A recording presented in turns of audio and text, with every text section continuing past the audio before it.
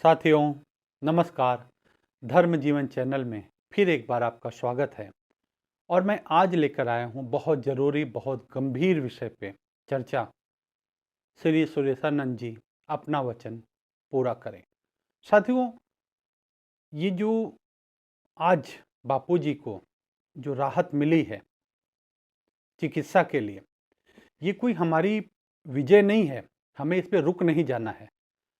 हमारी मंजिल आखिरी है। बापूजी जब तक निर्दोष रिहा नहीं हो जाते तब तक हमें सतत प्रयास करना है।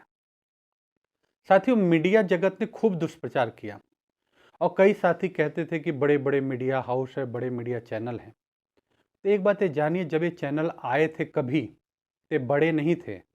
इन्हें बड़ा बनाया है हम सभी लोगों ने, सभी भारत की जनता ने, हम सभी साधकों ने इन्हें देख करके बड़ा बनाया है।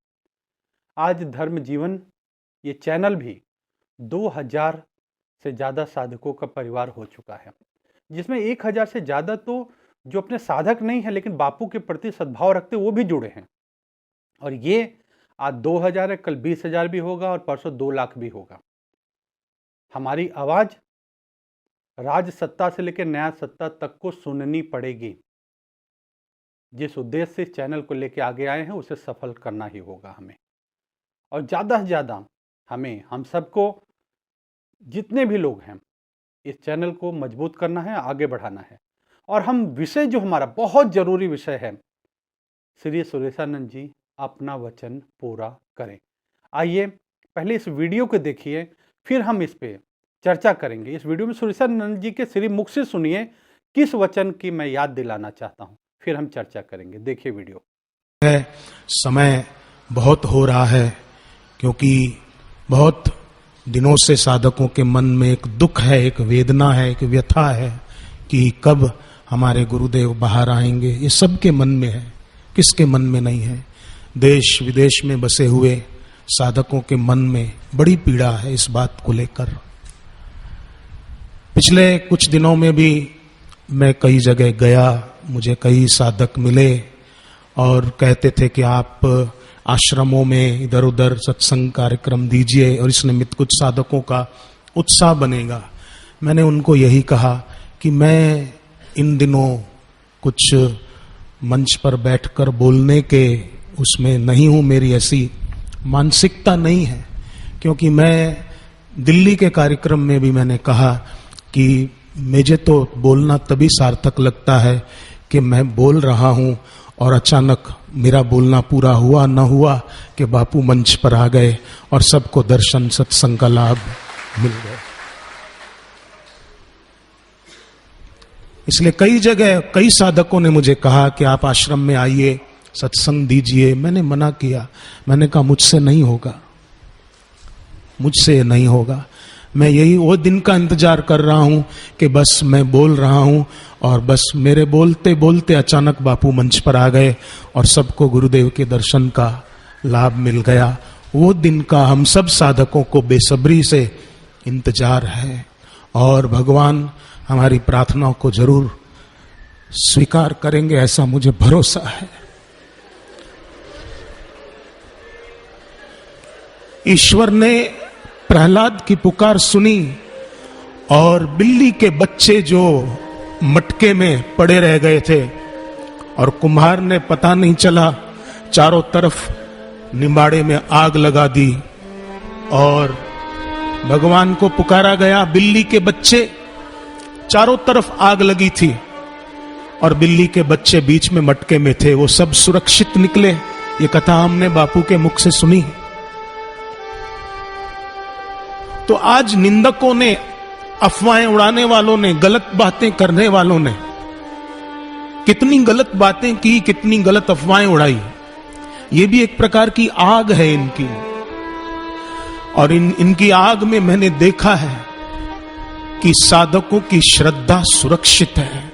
वो उनकी आग में जली नहीं है, वो उनकी आग में नष्ट नहीं हुई है और होगी भी नहीं। क्योंकि बापू के प्यारे साधकों की श्रद्धा कोई पगड़ी की तरह नहीं है कि उतार दी।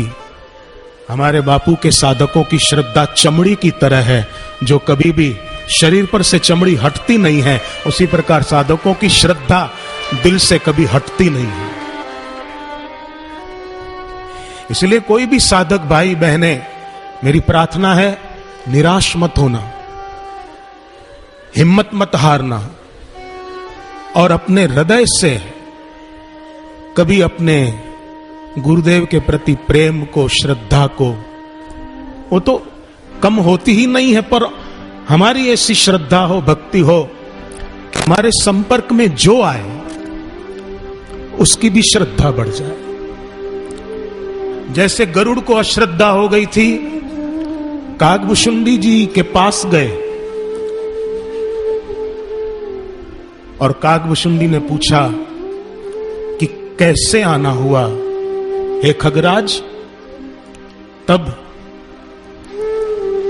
गरुड़ ने क्या उत्तर दिया है? बहुत प्यारा उत्तर दिया है। मैं चाहूंगा आप और मैं, हम सभी साधक भाई बहने इस मामले में कागभूषुंडी जी की तरह हो जाए। गरुड़ आए थे, उनके मन में संशय था, राम जी के प्रति अश्रद्धा हो गई थी। तब कागभूषुंडी जी के पास आते ही क्या हुआ? लिखा है, देखी परम पावन तव आश्रम, गए मोर संशय नाना भरम। आपका ये पावन स्थान देखकर, आपको देखकर मेरी सारी अश्रद्धा चली गई। मेरे मन में जो राम जी के प्रति संशय आ गया था, वो मेरा संशय चला गया है। अब मेरे दिल में राम जी के प्रति कोई संशय नहीं है। दिल्ली में कार्यक्रम था, मुझसे एक टीवी चैनल वाले ने पूछा कि बापूजी पर इतने सारे आरोप लगे, उसके बारे में आपका क्या कहना है? मैंने कहा, साहब एक ही बात कहूंगा कि क्या सूर्य में कभी अंधेरा हो सकता है? शीतलता बरसाने वाले चंद्रमा में कभी तपन हो सकती है? बस इतना ही कहूं। वो हम सभी साधक भाई बहने निराश न हो, एक मेरी प्रार्थना है। आवेश में भी नहीं आना है और अपनी सेवा से अपने को पीछे भी नहीं हटना है। हम सेवा करते हैं, कोई हम जो समझो सेवा में रुकावट डालता है तो हम उसको न देखें, हम देखें और दूसरे साधक भाई बहने जो उत्साह के साथ सेवा में लगे हुए हैं, उनको देखें, उत्साह में कमी ना आने दें। सत्संगों में कई बार आपने सुना है कि भगीरथ राजा के दादा अंशुमान, वो गंगा को धरती पर लाने के लिए तप करने बैठे और तप करते करते दुनिया से चले गए, गंगा धरती पर नहीं आई। फिर उनके पुत्र तपस्या करने लगे कि गंगा धरती पर आए, पर तप करते करते वो भी दुनिया से विदा हो गए, गंगा धरती पर नहीं आई। फिर उसके बाद भगीरथ राजा ने ये निराशा का विचार नहीं किया कि मेरे दादा तप करते करते चले गए, मेरे पिताजी तप करते करते चले गए और गंगा धरती पर नहीं आई, तो मेरे तप करने से गंगा धरती पर क्या आ जाएगी? ये निराशा का विचार भगीरथ राजा ने न करके भगीरथ ने यह विचार किया कि मेरे दादा ने जो रास्ता अपनाया था, मेरे पिताजी ने जो रास्ता अपनाया था, मैं मेरे पूर्वजों का रास्ता कैसे छोड़ दूं? दिल्ली में मुझे एक साधक मिले, बहुत मेरे साथ वो जवान भाई घुल मिल गए थे। कुछ साल पहले की बात है, 8-10 साल पहले की बात है।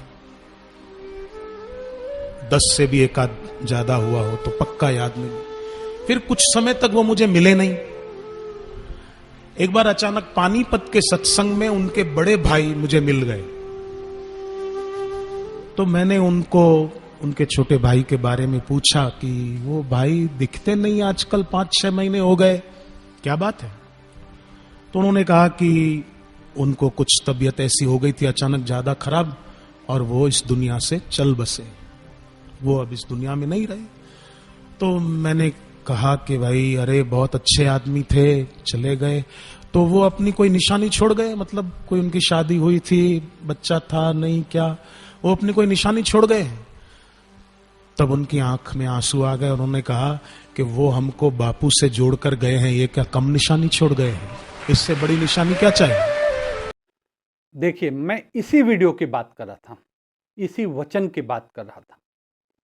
श्री सुरेशानंद जी ने जो बात कहा था, आपने वीडियो में सुना कि अब मेरी बोलने की इच्छा नहीं होती है, मैं तो तब बोलना चाहता हूं कि मेरा बोलना पूरा न हो, तब तक बापू व्यासपीठ पर आ जाएं। आज परम पूज्य श्री सद्गुरुदेव व्यासपीठ पर आ चुके हैं और सुरेशानंद जी, मुझे लगता है जैसे भगवान श्री राम के अनन्य भक्त श्री हनुमान जी थे, वैसे परम पूज्य श्री सद्गुरुदेव के हनुमान जी श्री सुरेशानंद जी हैं। और मुझे लगता है कि हनुमान जी कठिन समय में भी श्री राम का साथ छोड़ के नहीं गए।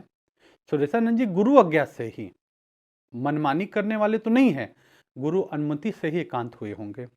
इसमें भी जरूर गुरुदेव का कोई संकेत रहा होगा, नहीं तो गुरु आज्ञा आती तो उन्हें आना पड़ता। जो भी है, आज गुरु जी आ गए हैं। और सबसे बड़ी बात यह है कि हमें साधकों को संगठित होकर के, एकजुट होकर के, और ये स्पष्ट आज पूरी दुनिया मान चुकी है कि ये झूठा केस है। लेकिन एक देखिए, आप सभी जानते हैं कि मीडिया चैनल पे मैं जाता था, हर उनके बड़े से बड़े अधिकारियों से मिलता था। और आप ये भी जानते हैं कि मैं एक बड़ी मल्टीनेशनल कंपनी में एज ए टीम लीडर का मेरा रोल था। दिल्ली, पंजाब, राजस्थान, 3-3 स्टेट को मैं एक जगह बैठ के हैंडल करता था, तो मेरा मैनेजमेंट का भी विषय रहा है। तो उससे भी मैं जब लोगों से मिलता था तो एक बात समझ आई कि मीडिया चैनल ने एक सिद्धांत होता है कि अगर एक झूठ को सैकड़ों बार बोल दिया जाए तो भी सच लगने लगता है। जैसे लोग कहते हैं ना, भाई ये बात आ रही है तो कहीं आग होगी तभी धुआं उठा होगा। तो इतनी बार बोला गया झूठ को, और एक चैनल ने नहीं, सब ने मिलकर बोला। तो वो तो बोलने वाले एक थे, लेकिन आज सच को एक साथ लाखों लाखों करोड़ों करोड़ों साधकों की आवाज में सामने लाना होगा कि बापू जी निर्दोष हैं, और बापू जी को निर्दोष ही रिहा करना होगा। कोई भी ना अनुकूल नहीं। अभी ठीक है, हमें ये मेडिकल ग्राउंड पे बेल मिली है, लेकिन ये हमारी कोई मंजिल नहीं है। और मैं एक व्यक्तिगत, मेरा मत भी है, मैं निवेदन भी करना चाहूँगा कि जो भी हमारी लीगल टीमें हैं, जिसने भी प्रयास किया है, एक टीम ने पहले प्रयास किया था, माधव बाग में उपचार का आरंभ हुआ था, बहुत बहुत बधाई के पात्र है बहुत। और मेरा सौभाग्य रहा है कि मैं हर लीगल टीम के साथ में मैं सहयोग कर पाया हूँ। तो क्योंकि राजनीतिक गलियारे में भी मैं बहुत समय लगाता था, क्योंकि मुझे मालूम था कि कहीं न कहीं तो कुंजी ढूंढनी ही पड़ेगी। तो जिस लीगल टीम ने आरंभ में माधव बाग में सफलता दिलाई, वो भी बहुत साधुवाद के पात्र हैं। उनके लिए भी बहुत सभी साधकों का शुभ संकल्प है। फिर जिस लीगल टीम ने बापू को यहाँ पे ये इलाज के आधार पे बेल दिलाया, वो भी बहुत साधुवाद के पात्र हैं। लेकिन मैं निवेदन करूँगा, जो संदेश आता है उससे साधक दुखी होते, भ्रमित होते हैं। एक एक टीम का संदेश कुछ और आता है, दूसरा कुछ और आता है। मेरा तो हाथ जोड़ के विनती है कि जो भी 2 टीम, 3 टीम, जो भी टीमें हैं, आज परम पूज्य श्री सद्गुरुदेव सामने हैं, और आप लोग गुरुदेव के श्री चरणों में बैठ करके एक निर्णय करके, एक मत हो करके, आप हम सभी के प्रमुख अगुवा बनिए, आगे आइए। पूरे भारत के नहीं, पूरे विश्व के साधक आपके साथ में हैं। लेकिन गुरुदेव के साथ बैठ के एक होकर के, एक राय होकर कार्य करिए। इस तरह का संदेश आना, एक तरफ पूरा साधक संकल्प कर रहा है, ओम ओम बापू बाहर आए, गुरुदेव आए। अब साधक का संकल्प है ओम ओम ओम बापू निर्दोष रिहा हो जाए, वो भी होगा। लेकिन अगर जो हमारे लीगल के मुख्य के अग्रणी अगुवा हैं, अगर उनमें भेद बना रहेगा तो एक जगह संकल्प होगा, एक जगह विकल्प होगा। तो मुझे लगता है कि हम साधकों, सभी साधकों की प्रार्थना है, जो भी लीगल में लगे हों भाई, अपना पुराना राग द्वेष राजी नाराजगी को भुला करके एक साथ बैठ करके और एक टीम बना ले और सभी का मार्गदर्शन करें, ताकि हम एकदम जो हमारी अंतिम मंजिल है वहां तक पहुंचे। अब विषय आता है श्री सुरेशानंद जी का। देखो, साधकों को संगठित करना ही बड़ी बात नहीं है। साधकों के हृदय में गुरुदेव के प्रति भाव की सरिता जगा दे इस हद तक में कि उसको स्मरण करके साधकों के नेत्रों से गंगा जमुना की धारा अविरल बहती रहती थी।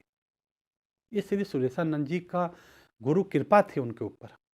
और आज सभी वक्ता हैं, सभी का सामर्थ्य है, सभी का बहुत बहुत साधुवाद है, और सभी इतने समय से कठिन समय में इतनी बड़ी बड़ी कीर्तन यात्राएं निकालना, लोगों को जोड़ के रखना, सभी ने खूब अथक प्रयास किया। लेकिन हाँ, सभी की अपने अपनी एक आवश्यकता है। अब मुझे लगता है कि श्री सुरेशानंद जी ने जो वचन दिया था, अब उसे पूरा करने का समय आ गया है। पीछे एक सुरेशानंद जी का वीडियो भी आया था कि सुरेशानंद जी जहाँ भी बम्बई गुजरात के आसपास हैं, ठीक है, वो भी चीज़ है। फिर एक जानकारी आश्रम से भी प्राप्त हुई थी कि जब श्री सद्गुरुदेव का स्वास्थ्य अधिक खराब था, उस समय वो बड़े भाव में रोते हुए उन्होंने अहमदाबाद आश्रम फ़ोन भी किया था कि मुझे बहुत दुख है, मैं गया नहीं हूँ, और गुरुदेव को स्वास्थ्य को लेकर के। तो अब मुझे लगता है कि वो कहाँ हैं, इसकी जानकारी अब छुपी हुई नहीं है। वो स्वस्थ हैं, तंदुरुस्त हैं, प्रसन्न हैं, ये हमने वीडियो में देख लिया, जब भी हाल ही में वीडियो आया था। तो अब मुझे लगता है कि सबसे पहला काम यही होना चाहिए, श्री सुरेशानंद जी को ले आने का काम। हम स्पष्ट कर रहे हैं कि उनको लाने के लिए मैं स्वयं भी तैयार हूं, और मेरे साथ में जितने भी धर्म जीवन चैनल के दर्शक हैं, जितने भी साधक भाई बहन जुड़े हैं, हर कोई तैयार होगा कि हाँ, हम 1 नहीं, 10 नहीं, 100 नहीं, 1000 नहीं, 10,000, 20,000, लाख, 2 लाख जितने साधक होंगे उतने संगठित होकर हम जा कर के ढोल बाजे के साथ श्री सुरेशानंद जी को लाने के लिए तैयार हैं। लेकिन मुझे लगता है, एक पीछे भी श्री सुरेशानंद जी का एक किसी साधक ने चर्चा किया था, उनका ऑडियो आपने सुना होगा, मैंने भी सुना था, बहुत अच्छा लगा मुझे कि वो बता रहे थे कि देखो गुरुदेव के यहाँ कैसा अच्छा है। गुरुदेव के प्रति इतने दिन बाद भी उन्होंने शब्द कहा कि लोग कह रहे कि सुरेशानंद जी ने शादी कर लिया, यहाँ चले गए। अरे तो जिसने शादी किया, क्या वो सुखी है? तो उनकी गुरु भक्ति, उनकी ज्ञान, उनका वो ऊंचाई, वो आवश्यकता, जो पहले बात आई सुरेशानंद जी को किसी ने अपहरण कर लिया, वो कर लिया, वो सब मिथ्या बातें थी। सत्य ये है, सुरेशानंद जी हैं, अभी भी गुरुदेव के प्रति वही आदर भाव है, उनके मन में श्रद्धा है। क्यों नहीं आ रहे हैं? अगर कोई ऐसी चीज है तो साधक सुरेशानंद जी को जरूरत श्री सद्गुरुदेव के लिए तो सभी एक समान हैं, लेकिन हम साधकों के लिए श्री सुरेशानंद जी आवश्यक है, क्योंकि अब एक विशाल संगठन चाहिए। आप एक बात समझना, पीछे एक चर्चा हुई थी कि एक और महाराज जी, मैं किसी का नाम नहीं लूंगा, सबके प्रति मेरा सद्भाव है, कि उनको बार बार बेल मिल जाती है। हमेशा चुनाव से आचार संहिता लगी है तो भी बेल हो जा रही है, और पक्ष और विपक्ष दोनों मौन रख लेता है। क्यों? आप जानते हैं क्यों ऐसा हुआ? क्योंकि वो संगठित रहे, वो साधक संगठित रहा। एक तो आश्रम का संगठन है, संगठित हैं, लेकिन साधकों का भी संगठन है। आश्रम की टीम, वहाँ कई टीम नहीं, एक संगठित होकर, मैंने वहाँ व्यक्तिगत रूप में उनके जो विशेष जानकार उनसे चर्चा किया, एक विचार से संगठित। और साधकों की इतना बड़ा ग्रुप संगठित है कि जो राज सत्ता है उसे मजबूरी में उनके सामने नमन करना पड़ता है।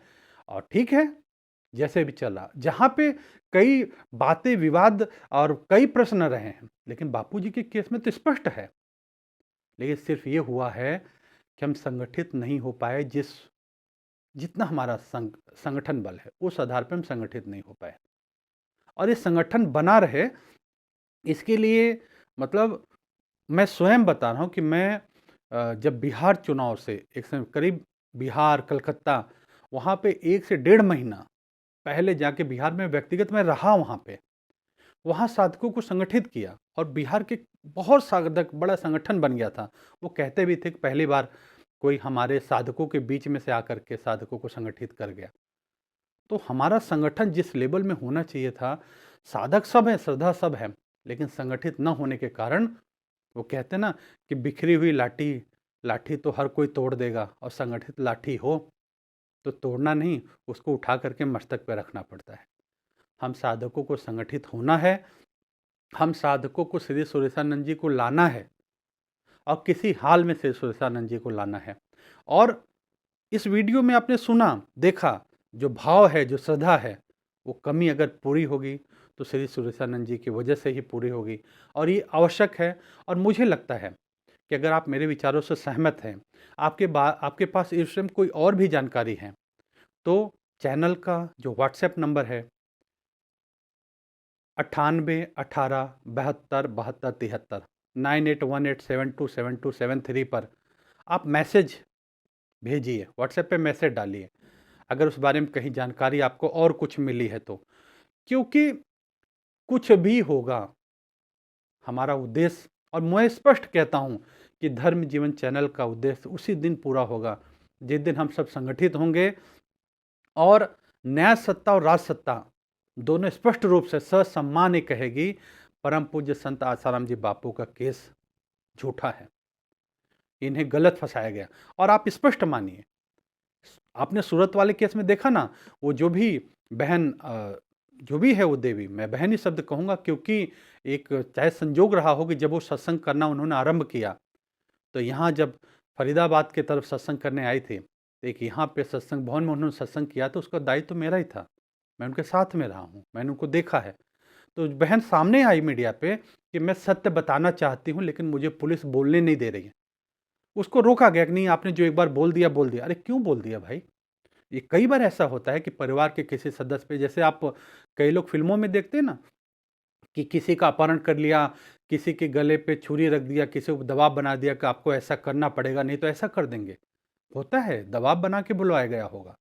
उस बहन ने सामने मीडिया के सामने आके बोला कि मुझे बात रखने नहीं दे रहे हैं। तो जिस दिन हम संगठित हो जाएंगे, जिस दिन हमारा संख्या बल उस आधार का हो जाएगा, तो न्याय सत्ता और राज सत्ता दोनों को बात सुननी पड़ेगी। और जिस दिन हम संगठित हो गए और सच्चाई सामने आई, तो आप देखेंगे कि बापू निर्दोष रिहा होंगे ही। और मेरे और वीडियो आएंगे आपके पास में, क्योंकि आप जानते हो मैं मीडिया डिबेट पे जाता था, तो अहमदाबाद, करोल बाग, हर जगह फ़ोन करके उस विषय के बारे में साक्ष्य लेके जाता था। बहुत सारे ऐसे साक्ष्य थे जिसको एक चीज़ भी अगर मान लिया गया होता तो केस उसी समय ईमानदारी से मान लिया जाता तो केस खत्म हो जाता, लेकिन उन साक्ष्यों को देखा ही नहीं गया। लेकिन हाँ, हम उन चीज़ों को, उस बात को व्यक्तिगत विचार के तौर पे हम अगले वीडियो में रखेंगे। इस वीडियो में आप अपने विचार जरूर दीजिएगा, श्री सुरेशानंद जी को लाना ही है हमें, और कैसे लाना है, और लाने से हम कितना आगे बढ़ेंगे। आपके विचारों का, संदेश का कमेंट बॉक्स में इंतजार रहेगा। और आपके शुभ संकल्प, आपके आशीर्वाद मिल रहे हैं मुझे बहुत प्रसन्नता हो रही है कि शायद जिस चीज़ के लिए मैं इतनी बड़ी मल्टीनेशनल कंपनी की जॉब बिना इंतजार के, बिना नोटिस के मैंने छोड़ करके मैं जंतर मंतर पे आ गया, और लगातार जंतर मंतर, मीडिया, और पूरे भारत में अलग अलग जाना, पूरी टीम थी हमारे साथ में। जंतर मंतर पे भी मैं अगर कुछ लोगों के नाम लूँगा, कुछ छूट जाएंगे तो लोग नाराज़ होंगे, लेकिन पूरी टीम थी जिनके साथ में हमने बहुत मेहनत किया। लेकिन वही था कि संगठित का एक पूर्ण रिजल्ट नहीं बन पाया, कोई भी कारण रहा हो, उसमें भी विवाद मेरा उत्पन्न करना विषय नहीं है। लेकिन हाँ, ये है कि ठीक है, मेहनत किया, अब हम सही सार्थक मेहनत करना चाह रहे हैं, वो भी सब साधक परिवार मिलके।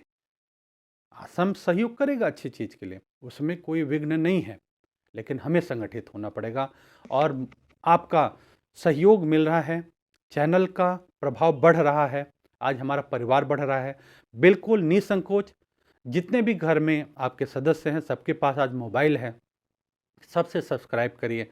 आज 2000 का परिवार है, 20,000 का होगा, 2 लाख का होगा, हमारी आवाज़ भी बड़े लेवल पे जाएगी, और बिल्कुल सुनना होगा। और स्पष्ट मानिए, हमारी विजय की पहली सीढ़ी होगी श्री सुरेशानंद जी को हम लोग ला करके गुरुदेव के सम्मुख श्री चरणों में ला सकें, इसमें हम सफल हो सकें। इसके लिए मुझे आप सभी का शुभ संकल्प भी चाहिए, आपका सहयोग भी चाहिए। सभी को खूब खूब हरिओम हरिओम हरिओम।